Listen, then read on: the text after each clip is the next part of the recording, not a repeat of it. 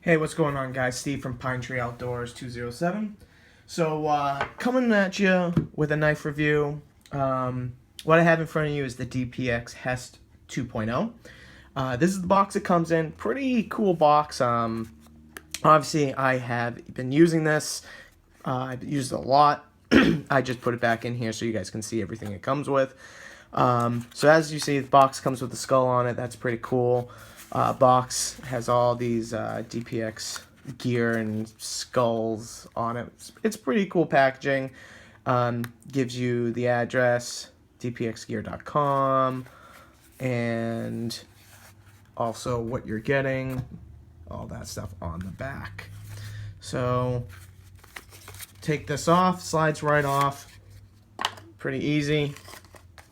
And for the box, like I said, DPX gear, it's just a really nice box. You open this up, and the knife is in a baggie when you first get it.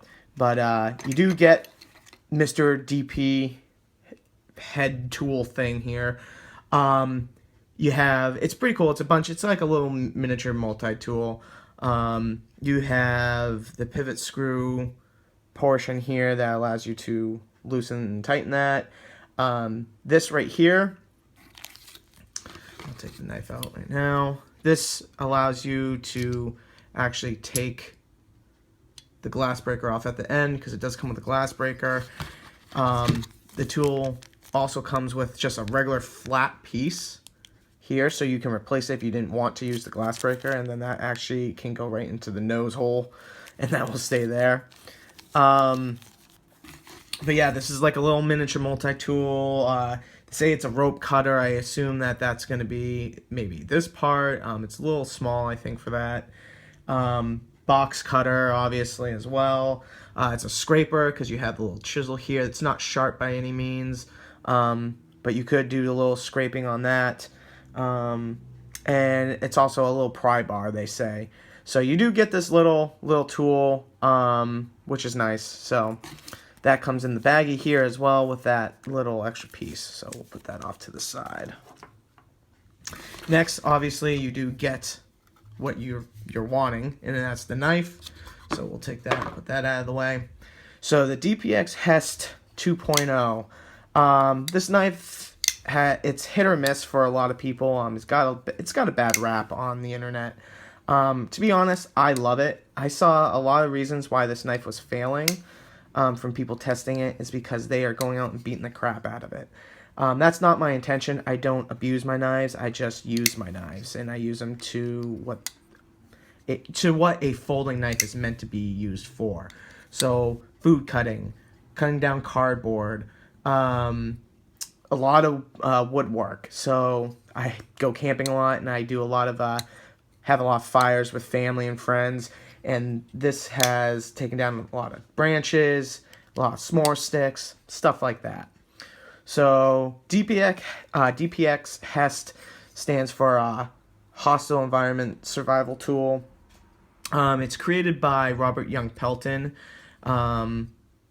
He created this because it's something that people can carry when they go to extreme environments, and have a tool that will survive all the harsh conditions. For something like that, I would take a fixed blade over a folder. Yeah, this folder is very stout. It's got a very thick blade stock.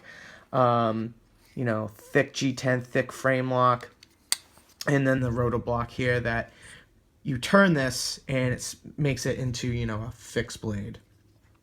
If you want something that can possibly do that, just bring a fixed blade. It's your best option there. So anyway, we'll get down to, the blade and stuff. So here we are. The blade's made out of D2 steel. Great steel. It does rust fairly easily, and I live in an moist environmental an area where tools rust a lot, let's put it that way. So you do have D2. They put a black coating on here to actually help with the rusting, and it has. I haven't seen anything, not even on the actual edge here. You do get Robert Young Pelton's initials here on the top of the blade.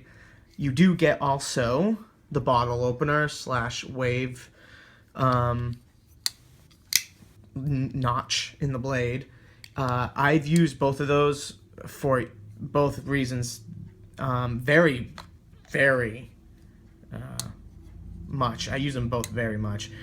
The bottle opener is pretty cool. It's nice to be able to pull this out of your pocket instead of using a normal bottle opener. You take out your knife and you use that to pop the top of your bottle. Definitely turns some heads.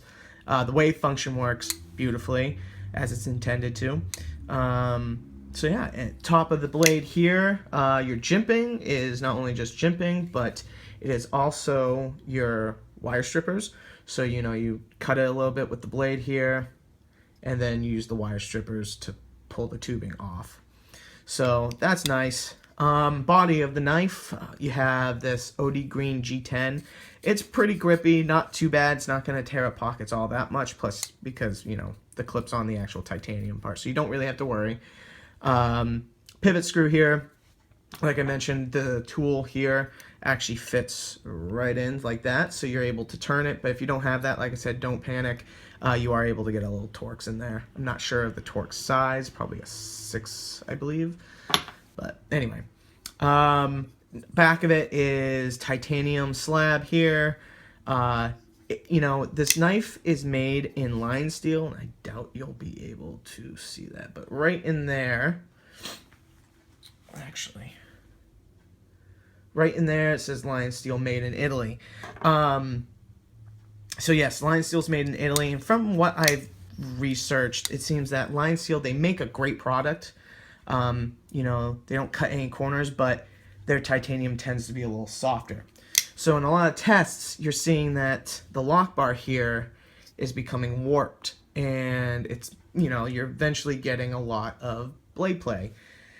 You know, I never really had to worry, simply just because, once again, I'm just doing normal tasks with this, and this thing is solid, like a rock. There's nothing going on. So, no issues for me with the titanium. You get the roto block. Love the roto block for that reason. I like it because it doesn't allow this frame lock to over travel. So once it's over, you know, you can't bend the lock bar out of place. However, they say you turn this, and what it does is it locks down the lock bar and pretty much makes it into a fixed blade knife. I don't like that. That's not it at all. Yes, it's nice to have, I guess, but I felt it was not necessary. So I took a little Torx and I put in there, I tightened it, and now this thing won't turn. So that was good. Pocket clip is a very good pocket clip. It's a deep carry pocket clip. It's a good clip, but with this portion here, because it's just so high up, it tends to move a little bit more than I like in the pocket. I'm not saying it's going to come out. It's the retention of it is really good. It just moves because it's such a big pocket clip. It just moves a little bit in the pocket. And then, of course, you have your glass breaker. You can replace that with the flat portion if you want. That's what holds down the pocket clip. It's nice to have that so you can smash it. Smash in a window if needed. You know, it's one of those things where it's good to have it and not need it, than need it and not have it. So, and then you have your hex driver. You can put a little hex in here. It won't go through the back because it is covered. The pocket clip is covering the hole, so that's good. So you can put your lanyard in if you'd like. But yeah, it's good. So you can take apart a handle maybe of your pistol or something like that.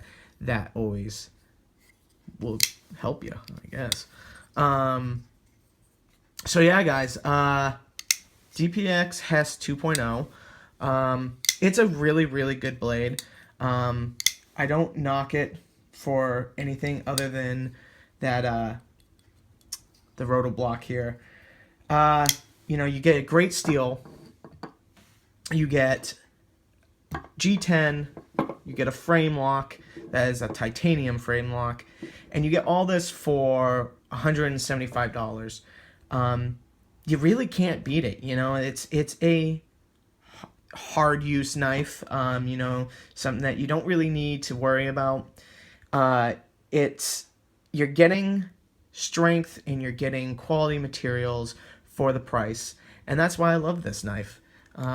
It stays in my pocket a lot, and it's going to stay there for quite a while. So guys, if you're in the market for a titanium frame lock and you don't want to spend all that much money on it, $175 is definitely doable for a frame lock, especially this one right here. So guys, thanks again for tuning in. I'll be getting a lot more videos out, and look forward for you guys to check on my next video. So take care.